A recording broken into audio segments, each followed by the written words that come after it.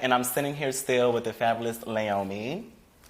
Leiomy, you know, like I said earlier, I wanted Leiomy to come onto the show because, you know, I feel like a lot of people don't know the real Leiomy. Like, I know the real Leiomy, and a lot of people only see her as, you know, just maybe like a voguer or maybe like a dancer. So I want her to come on the show and give all of my, since you got, Leiomy, my view was actually requested. I don't know how they knew I knew you, but they requested in my inbox. I checked it, and it was like, is it possible for you to get Leiomy on the show? And I was just like, I have to get Leiomy on the show. Of course. Or whatever. So, Leiomy, we're going to just jump right into it. Growing up in the Bronx, in the BX, how was that life for you growing up in the Bronx, and as far as transitioning and things like that? Well, I was born and raised in the Bronx, of course, and with my family, I would move, like, basically every 2 years, we would move from different location until we got to Castle Hill, which is where I transitioned. Well, I started transitioning in my aunt's house for over a summer. And that was around like the age 15, 16. And it was cool. The Bronx is okay, I guess. I kind of hate New York. I like traveling. I like traveling out of state, period. I just cannot do New York. I've lived here all my life, so it's like, ugh. So when did you know for sure that you actually wanted to take the initiative and start, you know, transitioning? And how was the parental guidance? Like, was your parental figures accepting of it as far as you transitioning? I believe I had just turned 16. And I had stayed the summer with my aunt. And of course, my family always knew I was feminine, and I always knew I was different. Even though I came out to my family, it was like I was bisexual or gay, you know, to break it down somehow, just for them to get some kind of understanding. Because I was young, I didn't know what being trans was. So as I was coming out to my family, I was crying, and they thought that I was crying because of what I was saying. And it was like, no, I wish I could really tell you what the hell exactly I feel. Right. But when I first started transitioning, I have my father has, well, I have 4 brothers. I'm the only girl. So at first, it was hard for my father to be accepted, of course. And for all my family, it was kind of hard. They were never like rejecting me to the point where I couldn't be around. Right. Yeah, but it was to a point where I needed to leave and find myself. Because being around them, it's like they didn't understand and I didn't really understand. I had to go out there and find some kind of way of understanding what the hell was going on with me. I think that's what a lot of people's fathers, I think fathers are more, you know, strict about that type of thing. Whether you're gay or whatever, you're trans, you know, whatever the case is, I think fathers take more of the initiative of being more dominant in areas like that.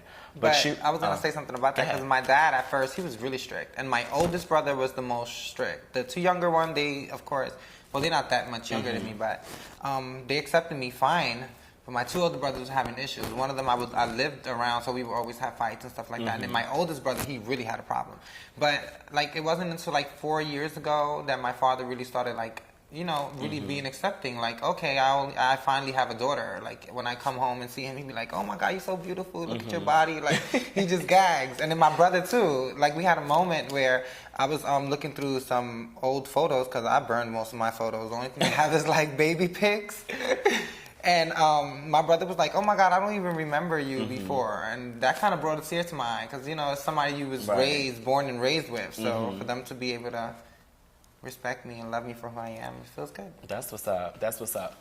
Now, Leiomy, you have made one of the most, I would say, remarkable transitions as far as voguing in the underground ballroom scene than anybody I know. You know what I mean? And I knew you for a long time.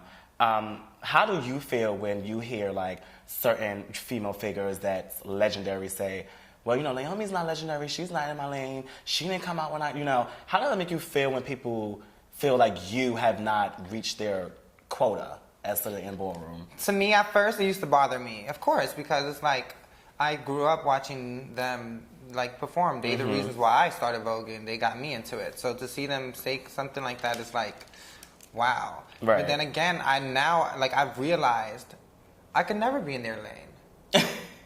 I could never be in their lane because at the end of the day, for them, it's just ballroom. Right. They're legendary in the ballroom scene.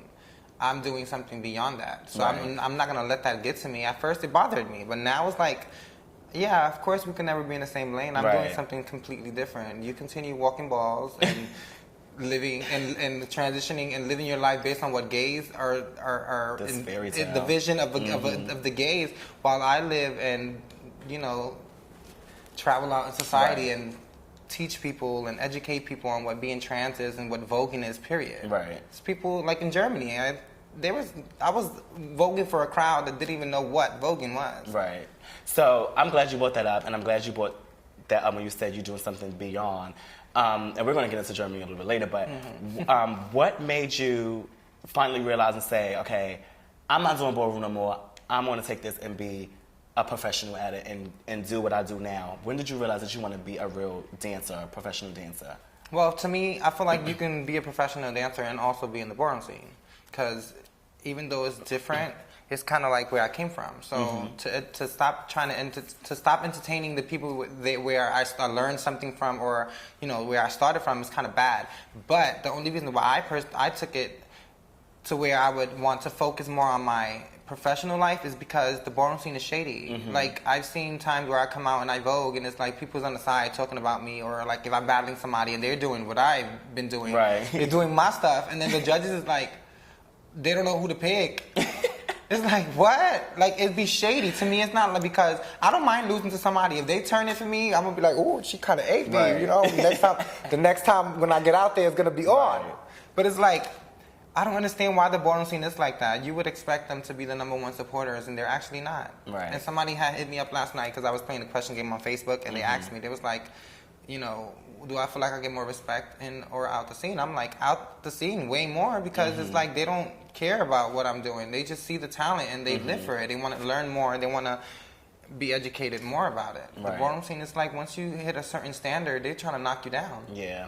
Speaking of battling people, and as far as underground ballroom is concerned, how do you as an individual feel like you have, because I know a lot of people witnessed Leiomy 10 years ago, and they witnessed the Leiomy now. How does growing and... It ain't been 10 years yet.